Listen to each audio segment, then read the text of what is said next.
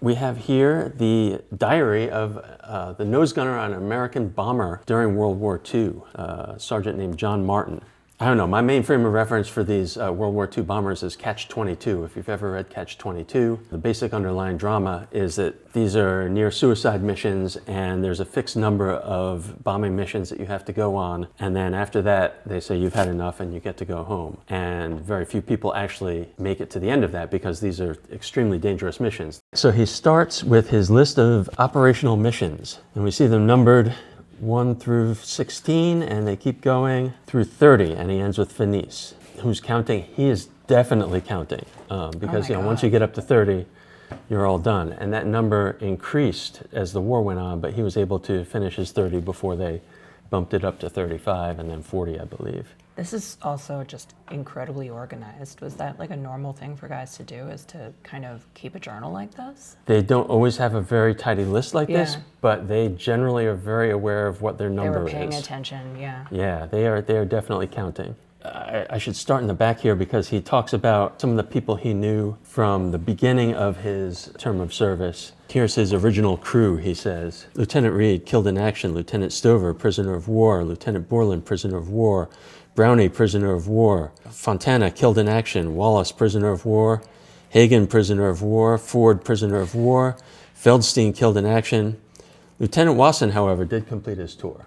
He was involved in what they call Operation Argument, which was they were trying to knock out a lot of the German infrastructure before D-Day, but tried to cross over. They wanted the Germans to be softened up as much as possible, so they were bombing production facilities and airfields. And this was your main illustration in the catalog, right? And so yeah, and they actually he did a few of these. It's sort of, if you've ever seen whaling logs. Yeah.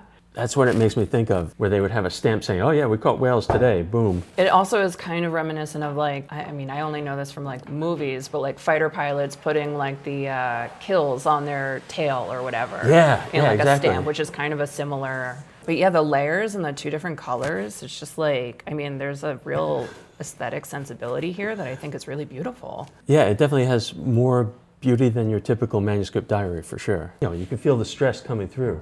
And actually, this particular entry, that was one of his worst missions. I'm going to read a bit of that, if it's okay. Yeah. He's describing his position in the with all the planes going out. He said, "We were tail end Charlie," meaning he's at the end of the line, and our chances for an old age pension did not seem promising. The whole sky seemed to fill with Messerschmitt 210s. They came in head-on in bunches of 6 and 7s.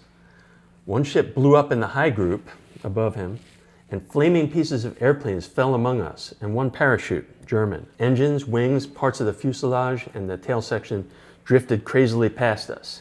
I thought my minutes were numbered. I actually just got goosebumps. That's kind of embarrassing. Yeah, no, it's.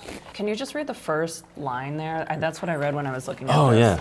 It's just like, this explains what he's doing. The target was a ball-bearing factory in the city, in Berlin. That's just like, also like, you have to imagine he must have been a reader to a certain degree to like, because he's setting the scene. It's right. Very like noir, almost. Like, you can imagine him smoking like a cigarette behind his desk, you know? Yeah, exactly. That first line, our chances for an old age pension didn't seem promising. Yeah. Then we have his final entry, flight number 30. So he knows, okay, I get through this one, we get to go home. This is another really rough one. One side of the barracks was cleaned out yesterday. Both Evans and Sengstock's crew are gone. Lost a lot of good boys. Ronnie Pope, Kopf, Sahulik, Weatherholt, Kovacs, Green. The group lost 6 ships.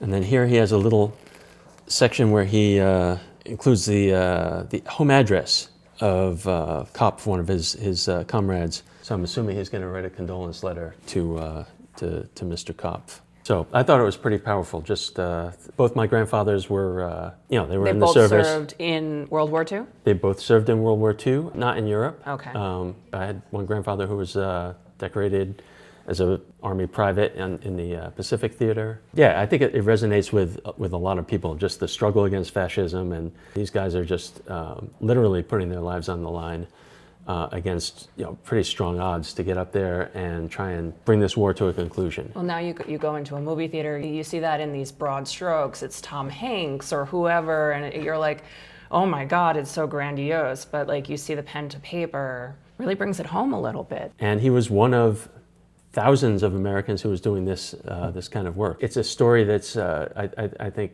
more resonant because it was so common. There were so many guys doing this. This particular sergeant was a better writer than most of them. And we still have generations of folks who remember relatives who may have spoken about that